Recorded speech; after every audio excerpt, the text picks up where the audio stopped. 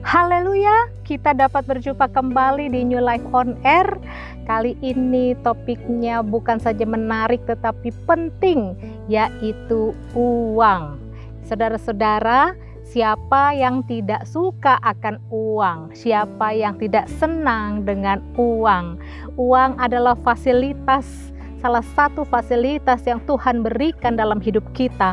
Saya katakan sebuah fasilitas, salah satu fasilitas karena ada banyak fasilitas yang Tuhan berikan. Di antaranya hikmat, penampilan kita, keadaan kita secara jasmani, lahiriah, semua kecantikan, ketampanan, dan semua apa yang Tuhan berikan di dalam hidup kita itu merupakan fasilitas yang Tuhan berikan, saran yang Tuhan berikan untuk digunakan, dimanfaatkan sebaik-baiknya, juga dalamnya talenta. Nah, tentang uang, hari ini kita berbicara tentang uang. Kenapa saya katakan penting dan menarik?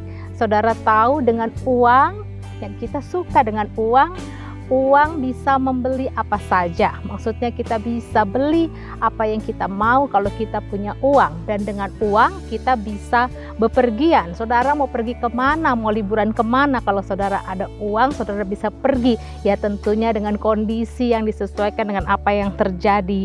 Ya seperti pandemi gini kita nggak bisa sembarangan bepergian.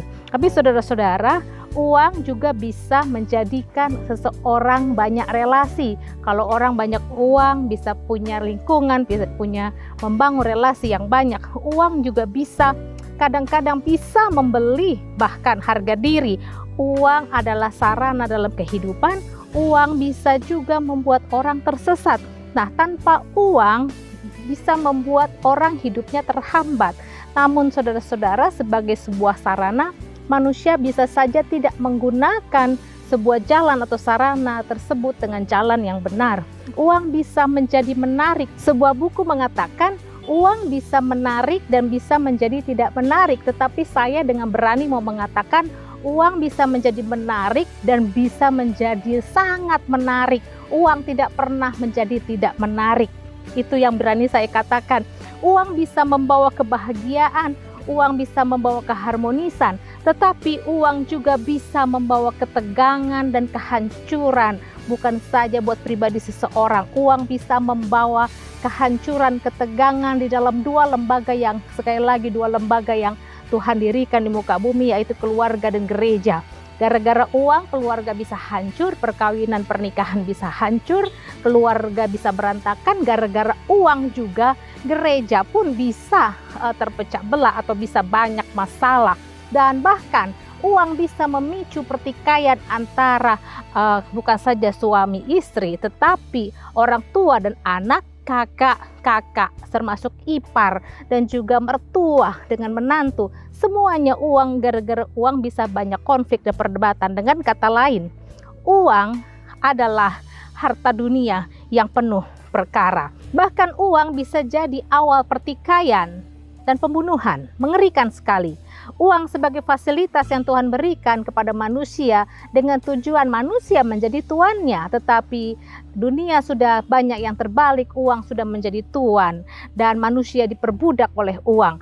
Jadi dengan demikian uang adalah harta dunia yang penuh perkara. Nah, saya mau mengajak saudara-saudara melihat apa kata Alkitab tentang uang. 3 hal saja saudara-saudara. Yang pertama, uang bisa diperoleh namun tidak otomatis dapat dinikmati. Ayub 27 ayat 13, 16, dan 17. Inilah bagian orang fasik yang ditentukan Allah dan milik pusaka orang-orang lalim yang mereka terima dari Yang Maha Kuasa.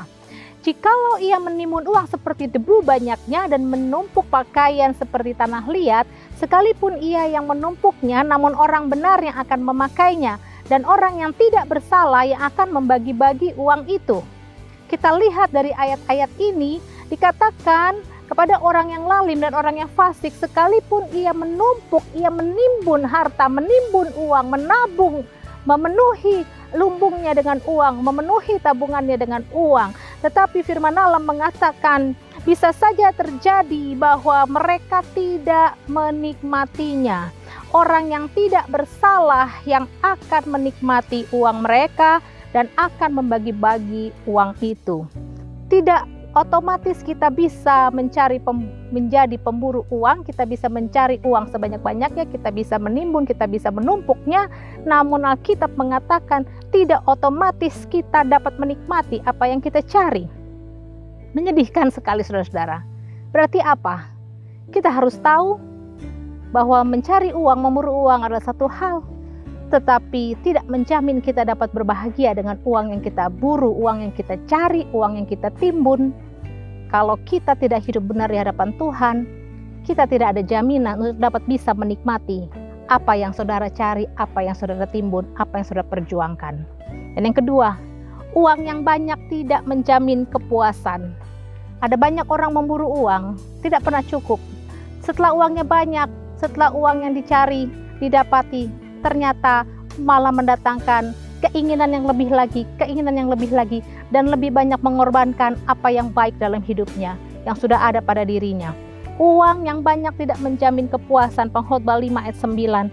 Siapa mencintai uang tidak akan puas dengan uang, dan siapa mencintai kekayaan tidak akan puas dengan penghasilannya. Ini pun sia-sia. Ada banyak orang berpikir ketika saya bekerja memburu uang, lalu saya mendapatkannya, saya akan mencapai kebahagiaan dan kepuasan. Ternyata apa yang terjadi saudara-saudara? Uang tidak pernah memberikan rasa cukup kepada dirinya. Lalu setelah itu dia akan berusaha lebih lagi, memberikan waktu yang lebih lagi untuk mencari uang. Bahkan apa yang sudah ada dalamnya yang baik dikorbankannya. Lalu ketika dicapai apa yang ditargetkannya, ternyata dia masih lebih lagi membutuhkan yang lebih lagi dan lebih lagi dan lebih lagi. Dia tidak pernah berhenti menjadi pemburu uang.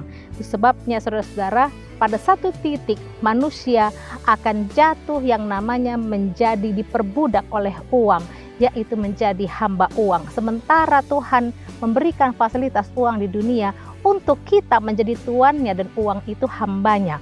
Berarti yang ketiga, apa kata Alkitab tentang uang? Uang bisa menjadi tuan yang jahat. Lukas 16 ayat 13, seorang hamba tidak dapat mengabdi kepada dua tuan, karena jika demikian ia akan membenci yang seorang dan mengasihi yang lain, atau ia akan setia kepada yang seorang dan tidak mengindahkan yang lain. Kamu tidak dapat mengabdi kepada Allah dan kepada Mamon. Lukas 16 ayat 14, semuanya itu didengar oleh orang-orang Farisi, hamba-hamba uang itu, dan mereka mencemooh dia, mereka mencemooh Yesus. Saudara-saudara, dari ayat firman Tuhan ini jelas kita melihat Yesus sendiri mengatakan bahwa ciri dari hamba-hamba uang, ciri dari orang yang menjadi budak dari uang adalah dia pasti menunjukkan karakter yang tidak setia. Karena orang yang setia tidak akan mau diperbudak oleh uang. Demikian juga sebaliknya, orang yang sudah diperbudak oleh uang pasti akan muncul karakternya aslinya, tidak dapat menjadi orang yang setia. Mungkin dia akan demi uang akan meninggalkan ibadahnya, akan meninggalkan komitmennya, akan meninggalkan panggilannya, akan meninggalkan atau akan tidak setia kepada keluarganya, pasangannya, akan tidak setia dengan apa maksud dan rencana Tuhan dalam hidupnya yang sesungguhnya. Nah saudara-saudara, kita melihat 1 Timotius 6 ayat 10. Karena akar segala kejahatan ialah cinta uang. Sebab oleh memburu uanglah beberapa orang telah menyimpang dari iman dan menyiksa dirinya dengan berbagai-bagai duka. Tetapi engkau, hai manusia Allah, jauhilah semuanya itu. Kejarlah keadilan, ibadah, kesetiaan, kasih, kesabaran, dan kelembutan. Saudara lihat bahwa akar segala kejahatan ialah cinta uang. Berbicara kepada orang yang sudah menjadi hamba atau diperbudak oleh uang. Kita lihat ayat 11. Jauhilah semuanya itu, kejarlah keadilan. Sebab orang yang cinta uang pasti membenci atau jauh dari keadilan. Kita lihat, kejarlah keadilan, ibadah, kesetiaan. Sekali lagi, orang yang tidak mengejar kesetiaan, mereka identik dengan orang-orang yang telah memperbudak dirinya dengan uang. Kejarlah kasih, kesabaran, dan kelembutan. Saudara-saudara, orang-orang hamba-hamba uang, cinta uang, pasti jauh dari hal ini. Dan firman Allah berkata, bertobatlah, jangan menjadi hamba uang. Jauhilah semuanya itu, kejarlah keadilan, ibadah, kesetiaan, kasih, kesabaran, dan kelembutan. Saudara, hanya saudara yang tahu, hanya diri kita yang tahu. Tidak ada manusia yang bisa menghakimi sejauh mana kita menjadi cinta akan uang, atau kita harus dibawa kembali oleh Roh Kudus kepada pertobatan untuk meneliti hati kita. Mari kita lihat pertobatan Simon tentang uang dari Kisah Para Rasul 8 ayat 18 sampai 24. Kisah Para Rasul 8 18 sampai 24. Ketika Simon melihat bahwa pemberian Roh Kudus terjadi oleh karena rasul-rasul itu menumpangkan tangannya, ia menawarkan uang kepada mereka serta berkata, "Berikanlah juga kepadaku kuasa itu supaya jika aku menumpangkan tanganku di atas seseorang, ia boleh menerima Roh Kudus." Tetapi Petrus berkata kepadanya, "Binasalah kiranya uangmu itu bersama dengan engkau, karena engkau menyangka bahwa engkau dapat membeli karunia Allah dengan uang. Tidak ada bagian atau hakmu dalam perkara ini, sebab hatimu tidak lurus di hadapan Allah." Ayat 22, Jadi bertobatlah dari kejahatanmu ini dan berdoalah kepada Tuhan supaya ia mengampuni niat hatimu ini. Sebab kulihat bahwa hatimu telah seperti empedu yang pahit dan terjerat dalam kejahatan. Jawab Simon, "Hendaklah kamu berdoa untuk aku kepada Tuhan supaya kepadaku jangan kiranya terjadi segala apa yang telah kamu katakan itu." Ngeri sekali saudara-saudara apa yang terjadi ketika Simon melihat murid-murid Tuhan menumpangkan tangan di atas orang-orang dan dengan orang-orang itu terjadi mujizat dan itu pekerjaan Roh Kudus. Namun Simon melihat dan ia punya rasa ingin dan dia menawarkan sejumlah uang untuk sepertinya bisa membeli pengurapan itu. Nah saudara, lalu apa kata Petrus? Petrus dengan tegas mengatakan, "Binasalah engkau dengan uangmu itu." Banyak orang mengira punya banyak uang bisa membeli pengurapan.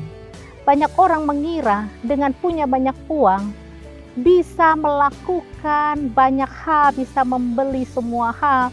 Bahkan banyak orang juga, beberapa orang merasa dengan banyak uang bisa mengendalikan kehidupan seseorang atau bisa mengendalikan kehidupan sebuah rumah tangga orang lain. Ngeri saudara. Beberapa orang merasa dengan banyak uang bisa mengendalikan gereja Tuhan. Saudara-saudara, pesan dari kisah Simon ini, Simon untung bertobat. Dia bilang, "Doakanlah saya," kepada Petrus, lalu supaya kepadaku tidak terjadi segala apa yang buruk yang dikatakan Petrus kepadanya. Ini sebuah sikap hati yang kiranya dapat menjadi sikap hati kita semua juga pada saat ini. Mari, hanya saya dan saudara, hanya saudara yang tahu bagaimana kondisi hati kita masing-masing, pandangan persepsi kita terhadap uang. Dan mari, kalau Tuhan menilik hati kita, bertobat saudara-saudara, dan Tuhan akan mengampuni, akan memberikan yang terbaik. Jadi saudara-saudara, apa yang kita belajar? Uang sebenarnya adalah hamba yang baik ketika kita menjadi tuan yang berhikmat atas uang. Saudara-saudara yang kukasihi dalam Tuhan, saya tutup dengan ini, Ibrani 13 ayat 5, "Janganlah kamu menjadi hamba uang dan cukupkanlah dirimu dengan apa yang ada padamu, karena Allah telah berfirman, aku sekali-kali tidak akan membiarkan engkau dan aku sekali-kali tidak akan meninggalkan engkau." Uang adalah tuan yang jahat dan pasti menjadi jahat ketika kita menjadikan dia adalah tuan. Namun uang bisa menjadi hamba yang baik ketika berada di tangan kita sebagai tuannya yang berhikmat dan takut akan Tuhan. Janganlah kamu menjadi hamba uang, cukupkanlah dirimu apa yang ada padamu, karena ini janji firman Tuhan. Tuhan tidak sekali-kali akan membiarkan engkau dan tidak akan sekali-kali akan meninggalkan engkau. Berkat Dia, berkat dan kasih karunia-Nya pasti cukup buat kita. Apa yang ada pada kita, kita syukuri dengan hikmat dan urapan dari Tuhan, kita akan dapat menikmatinya. Pujilah nama Tuhan. Haleluya.